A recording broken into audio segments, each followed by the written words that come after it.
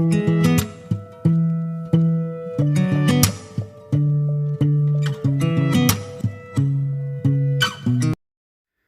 existen unos vinos con reconocimiento mundial y conocidos en todos los rincones del planeta, son los vinos de Jerez.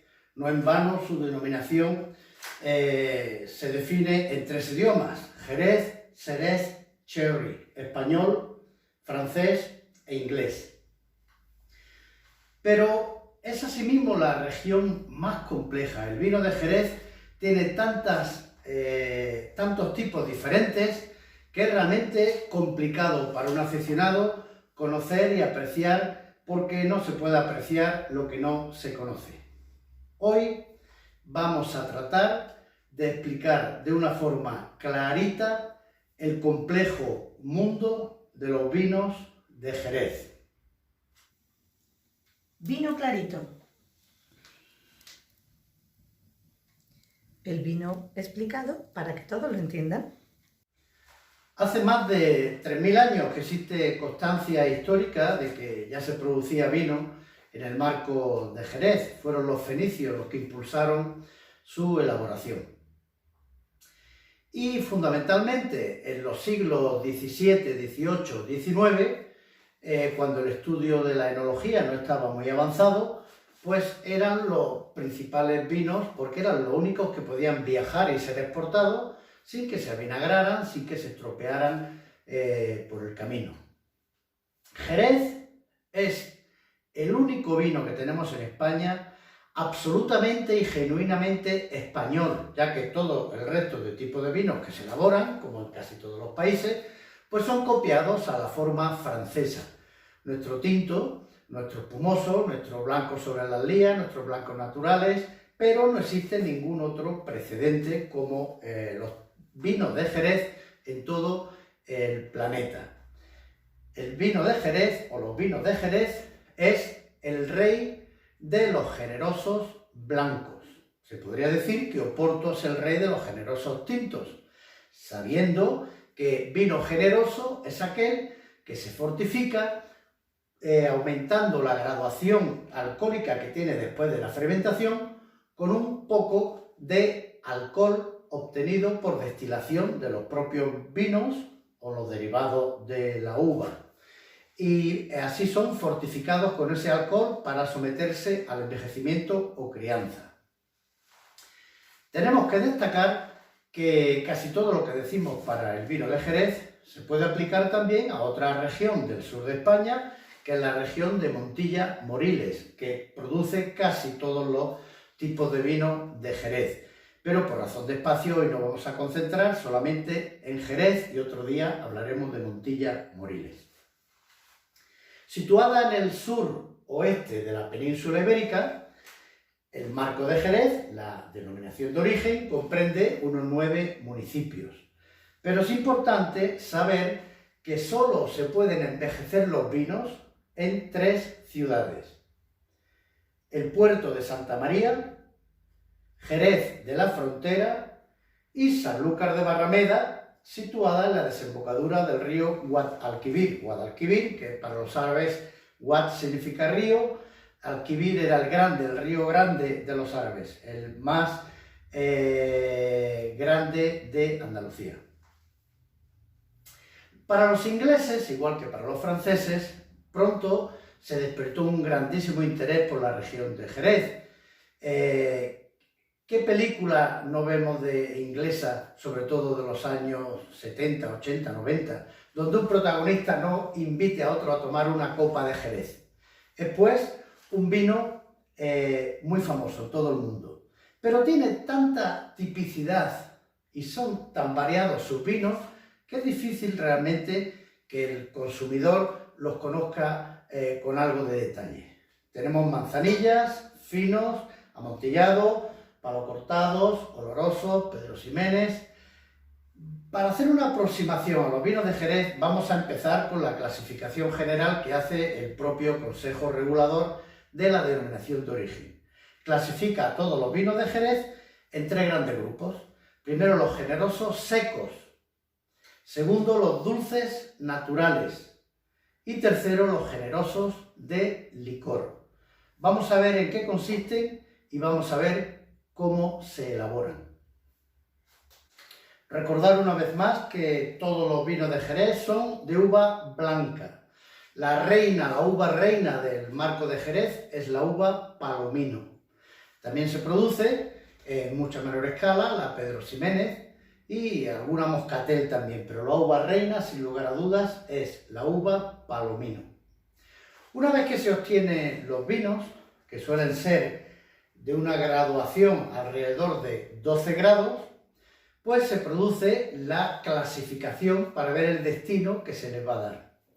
Y el mismo vino, o la misma partida de vinos, incluso del mismo viñedo, puede tener dos destinos totalmente diferentes que harán de él dos tipos de vinos totalmente diversos. Tenemos dos caminos que se suele hacer en diciembre, después de separar los vinos de sus lías. Se seleccionan los vinos más ligeros, más pálidos, para encabezarlos, añadirle alcohol hasta elevarlo a unos 15 grados. Y el segundo camino son los vinos con más cuerpo. Normalmente se encabezan hasta 17 o 18 o 20 grados, más de 17, para llevarlo por el segundo camino. ¿Cuál es la diferencia fundamental de un camino u otro? Pues la diferencia fundamental es que las levaduras, esos seres microscópicos, esos hongos microscópicos que producen la fermentación, no pueden vivir en ambientes alcohólicos por encima de 17 grados. Por tanto, cuando se encabeza el vino hasta 15 grados, se va a propiciar en la bodega el ambiente ideal para que sobre el vino se produzcan las levaduras de flor. Aquí tenéis, pues, una levadura flotando sobre el vino con un aspecto blanquecino o grisáceo. Para ello hay que dejar en la bota jerezana son de 600 litros, se llena con unos 500 litros de vino y se deja, como dicen en el marco, 2 puños de aire para que la levadura respire y pueda vivir en buenas condiciones. Asimismo, los suelos de la bodega son de tierra para poderlos regar, para que cuando baja la humedad se incrementa la humedad del ambiente, porque la levadura es sensible a la temperatura y a la humedad. Cuando hace mucho calor o mucho frío, la levadura se disminuye y cuando baja la humedad, asimismo, la levadura se disminuye. Entonces, por el primer camino vamos a hacer lo que se llama una crianza biológica, porque es un ser vivo, el hongo, la levadura, la que va a dar ese acabado, esa crianza al vino. Y por ese camino se obtiene lo que se llama un fino. ¿Qué es lo que hace la levadura sobre el vino que cría? Pues fundamentalmente mantiene el color siempre vivo y joven, es un color muy brillante, pero un amarillo pálido, de juventud, ya que sabemos que todos los blancos van amarilleando cada vez más hasta acabar en tonos ámbar, en tono caoba. Cuando un vino cría con levadura de flor, no, se mantiene años y años en color amarillo pálido joven. Asimismo, la levadura de flor le va a dar al vino un aroma muy incisivo y muy particular, que va a recordar fundamentalmente a frutos secos, esencialmente a la almendra. Asimismo, la levadura de flor disminuye el avinagramiento del vino porque ataca a la bacteria Acetobacter que produce el ácido acético o vinagre. Son, por tanto, los vinos que tienen más bajo índice de avinagramiento del mundo por haber madurado o criado con levadura de flor. Y asimismo son los vinos más secos del mundo porque esa levadura también ataca a lo que se llama el azúcar residual. Cuando se produce la total fermentación de un vino, hasta dejarlo seco, es decir, sin azúcar, siempre queda un 3% de azúcar residual. Con el envejecimiento del vino, en presencia de levadura de flor, se sigue disminuyendo ese porcentaje de azúcar residual y hace que estos vinos sean los más secos, con menos acidez volátil, como he dicho, con el aroma más incisivo y más particular y con un aspecto de color joven. Como he dicho, la levadura de flor es muy sensible a los cambios de temperatura, a las temperaturas extremas, calor o frío, y al descenso de la humedad. Entonces, de las 3 ciudades donde se elabora el fino, está Sanlúcar de Barrameda, que recibe más influencia del océano Atlántico y de la desembocadura del río Guadalquivir, es una zona más húmeda y más templada, y los finos que se elaboran en Sanlúcar de Barrameda tienen una influencia más constante y más directa de la levadura de flor. Por eso el fino de Sanlúcar tiene un acabado especial, un color más pálido todavía, y se denominan manzanilla. Por tanto, la diferencia entre un fino y una manzanilla es que de los 3 sitios de envejecimiento de los vinos, Puerto de Santa María, Jerez de la Frontera y Sanlúcar de Barrameda, la manzanilla son los finos que se elaboran en Sanlúcar de Barrameda. Y son diferentes porque tienen mayor influencia de la levadura de flor. ¿Qué ocurre cuando un vino que tiene crianza biológica está sometido a la levadura de flor? La pierde. Pues continúa con la crianza que se llama oxidativa.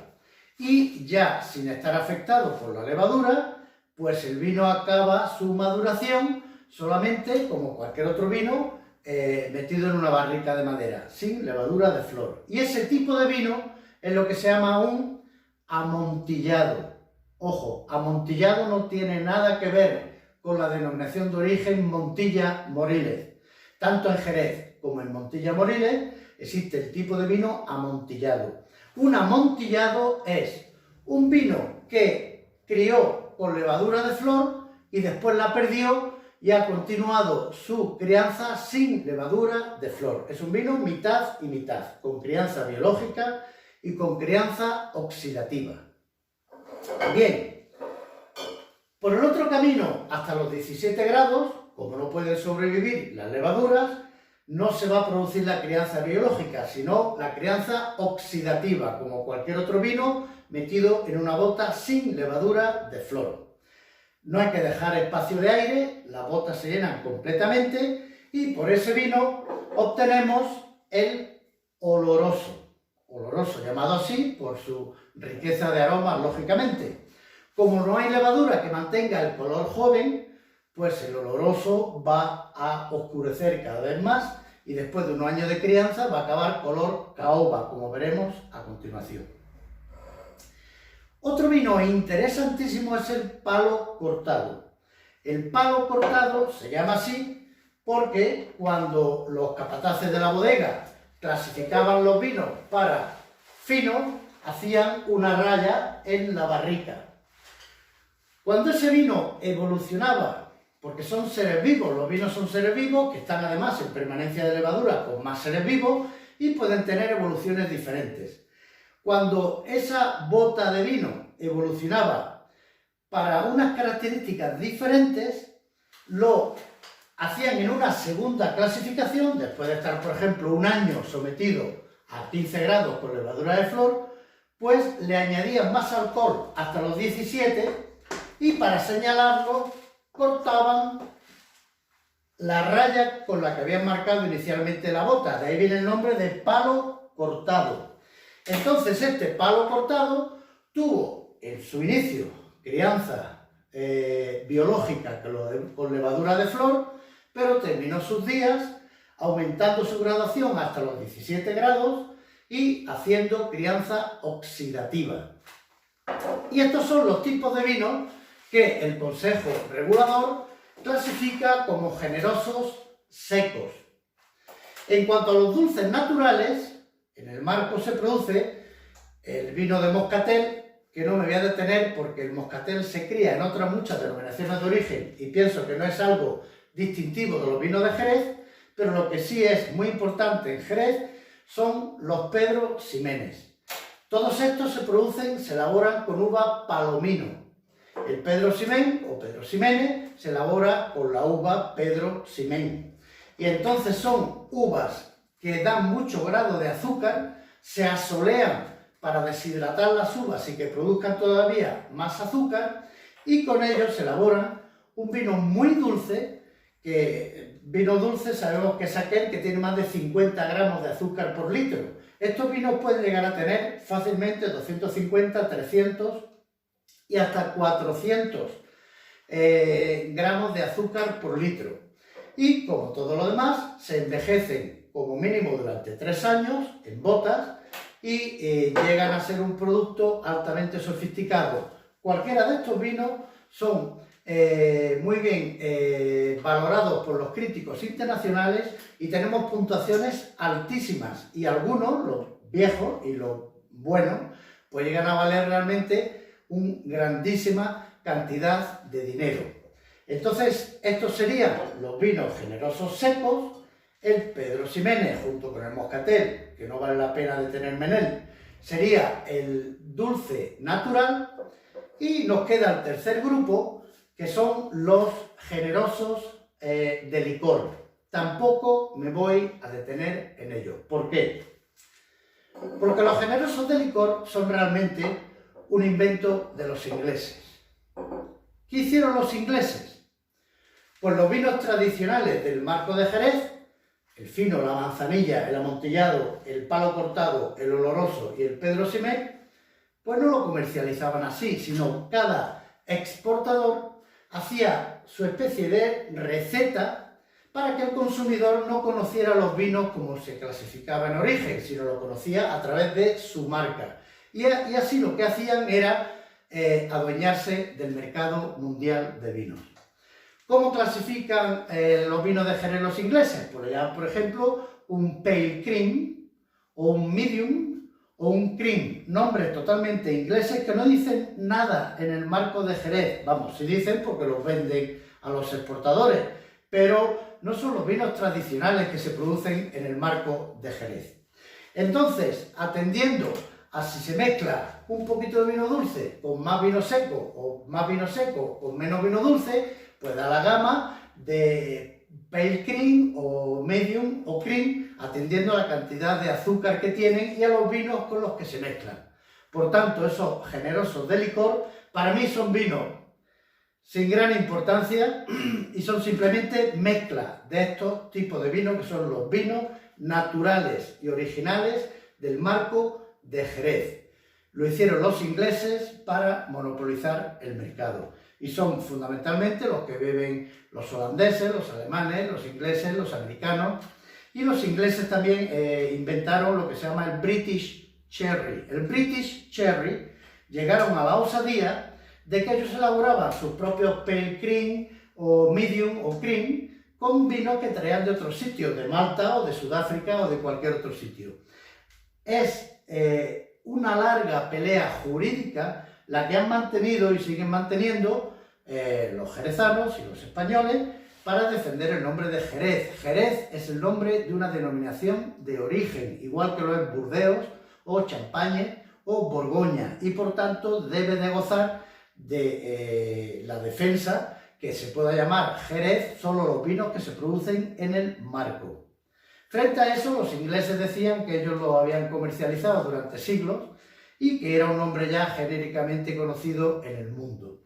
Afortunadamente, pues la justicia internacional va dando la razón a los productores de Jerez y afortunadamente hay un gran resurgir en todo el mundo para beber el Jerez según los tipos originales que se producen. Es decir, se empieza a conocer ya, no con los nombres ingleses, sino que tienen cada vez mayor fama en el consumidor internacional, por la manzanilla, fino, palo cortado, amontillado, oloroso o Pedro Ximénez. Vamos a ver a continuación cómo se distinguen y cuáles son las sensaciones que nos dan en boca. Y aquí tenemos nuestra gama de vinos, que lógicamente, siendo el mismo vino de origen, un vino blanco hecho con uva Palomino, y en el Pedro Ximénez con uva Pedro Ximénez, a partir de un vino blanco, según tengan una crianza biológica con levadura de flor, se mantendrá su amarillo pálido, teniendo los mismos años de crianza.